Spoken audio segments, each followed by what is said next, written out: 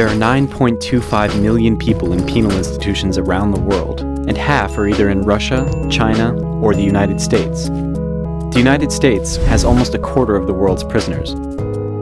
That's as if the US put its combined populations of Miami, Las Vegas, and Minneapolis behind bars. Now there are more US prisoners than farmers.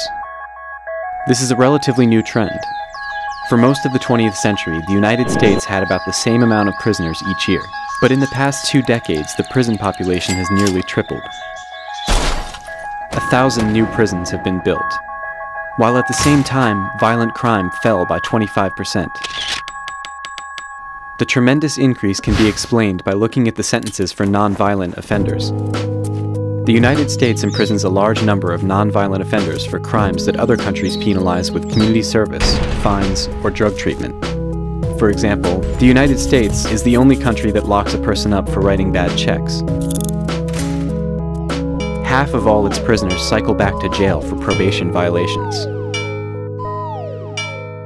But most non-violent prisoners are drug offenders. In 1971, Nixon called drug abuse America's public enemy #1. I'm not a crook.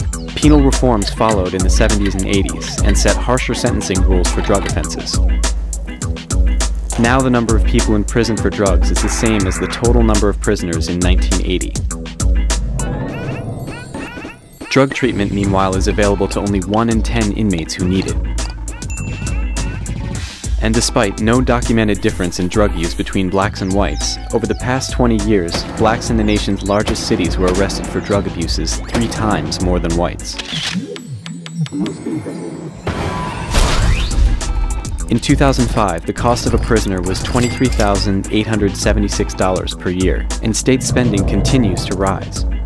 In 1987, states spent $12 billion on corrections. In 2007, they spent $49 billion. On average, corrections is the 5th largest state budget category, behind healthcare, elementary and secondary education, higher education, and transportation. Over the past 20 years, while spending for higher education jumped 21%, corrections spending jumped 127%.